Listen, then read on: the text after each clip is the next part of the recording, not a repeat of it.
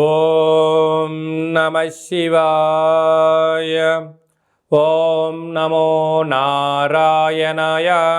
ఓం శ్రీ నరదృష్టి నివారణ కాళభైరవాయ నమో నమః. ఓం కుజ అరిష్టేతు సంప్రాప్తే కుజ పూజాంచ కారయేత్. కుజ ధ్యానం ప్రవక్ష్యామి రుణ రోగ శత్రుపీడోప ఉపశాంతయే.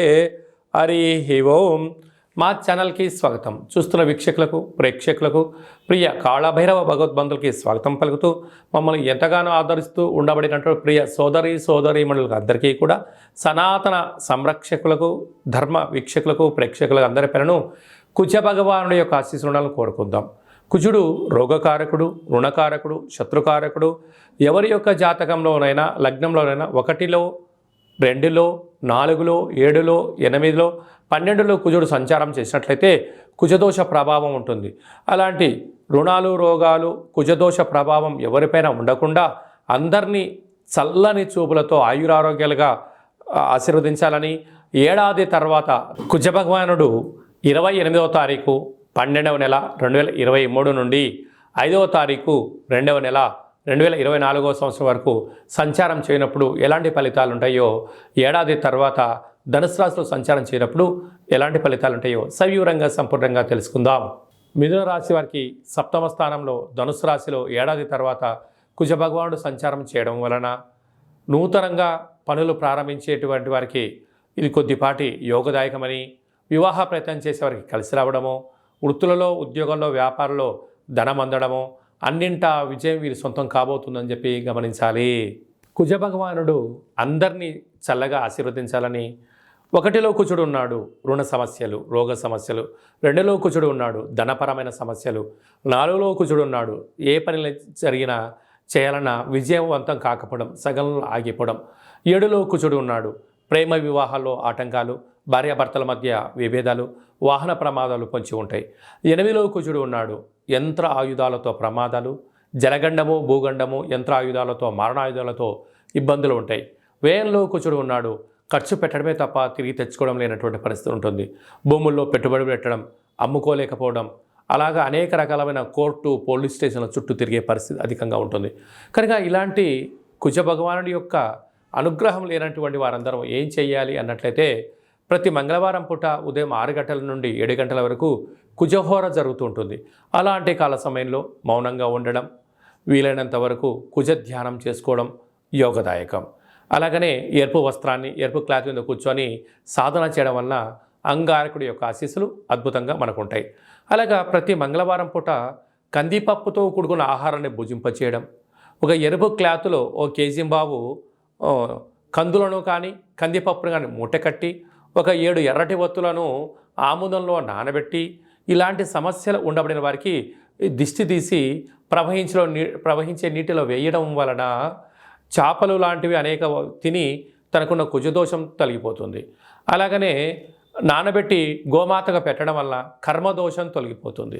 అలా కుదరలేదు బ్రాహ్మణుడికి దానం ఇవ్వడం వల్ల, ఆ బ్రాహ్మణ భోజనం చేయడం వల్ల మనకు సంచిత ప్రారంభ ఆగమిక కర్మలు తొలగిపోతాయని చెప్పి గమనించాలి. అలా మీరు పడుకునేటువంటి రూమ్లో ఒక ఎరుపు లైట్ని ఏర్పాటు చేయడము, ఎరుపు క్లాత్తో పైన పడుచుకొని పడుకోవడము, అలాగే ఎరుపు వస్త్రాన్ని దానం చేయడం వల్ల రుణ సమస్యలు రోగ సమస్యలు తొలగిపోతాయి. అబ్బో ఇదల్లా చాలా కష్టమండి, మేము చేయలేము అనుకుంటున్న వారందరికీ ఒక అద్భుతమైన ఆధ్యాత్మికమైనటువంటి రెమెడీ ఏమిటి అనగా, ప్రతిరోజు స్నానం చేసేటప్పుడు ఒక 7 కంది గింజలను కానీ కందిపప్పులను నీటిలో వేసి ఆ నీటితో స్నానం చేయండి, యోగదాయకం. అలాగనే ఈ యొక్క అంగారక కల్పవృక్ష దేవతను గృహంలో ఉంచుకొని ప్రతిరోజు ఉదయము కుదిరితే సాయంత్రం పూట 2 అగరబత్తులు వెలిగించి ఓం క్రాం క్రీం క్రోం సహ భౌమాయ నమః అనే మంత్రాన్ని 7 సార్లు, కుదిరితే 27 సార్లు, కుదరలేదు 108 సార్లైనా కుదిరేలాగా చేసుకొని మంత్ర సాధన మీరు చేసినట్లయితే ఇలాంటి అనేక రకాల సమస్యలు తొలగిపోతాయని చెప్పి గమనించాలి. అలాగనే మీ వ్యక్తిగత జాతకం తెలుసుకోవాలనుకుంటున్నారా? మీరు పుట్టినటువంటి తేదీ, నెల, సంవత్సరం, పుట్టిన సమయాన్ని రాసి పంపించినట్లయితే సవివరంగా సంపూర్ణంగా 100 సంవత్సరాల జాతకాన్ని రాసి పంపించడం జరుగుతుంది. మీరు పుట్టినప్పుడు గ్రహ గమనాలు ఎలా ఉన్నాయి, ప్రస్తుతం ఎలా ఉంటున్నాయి, రాబోయే కాలం ఎలా ఉండబోతున్నాయో మీకు క్లుప్తంగా సవివరంగా తెలియజేయడం జరుగుతుంది.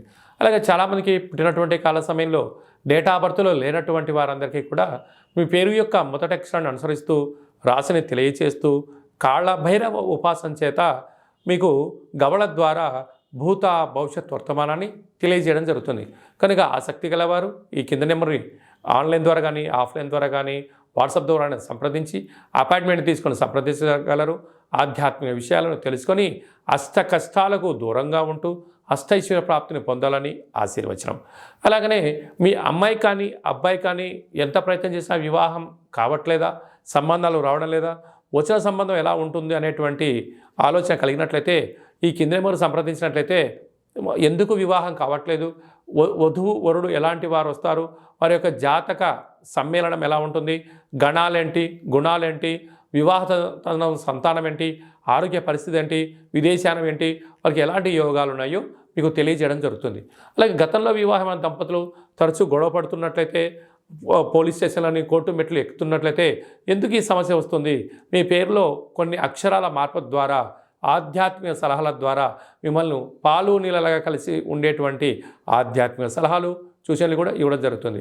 అలాగే మీకు అబ్బాయి కానీ అమ్మాయి కానీ పుట్టినట్లయితే వారు పుట్టినటువంటి రోజున, నక్షత్రం రోజున, మాసం రోజున వ్యవహారిక నామాలు ఏం పెట్టుకోవాలి, పేరులో బలం వలన మరి ఎలా భవిష్యత్తు ఉంటుందో ఈ యొక్క నామాలను ఆధ్యాత్మిక మంచి నామాలను మీకు తెలియజేయడం జరుగుతుంది.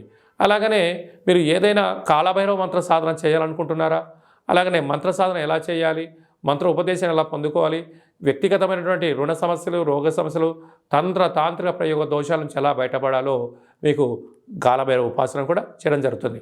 కనుక అందరిపైనను కుజ భగవానుడి యొక్క ఆశీస్సులు, నరదృష్టిని నివారించే కాళభైరవ స్వామి ఆశీస్సులు ఉండాలని కోరుకుంటూ ఆశీర్వచనం.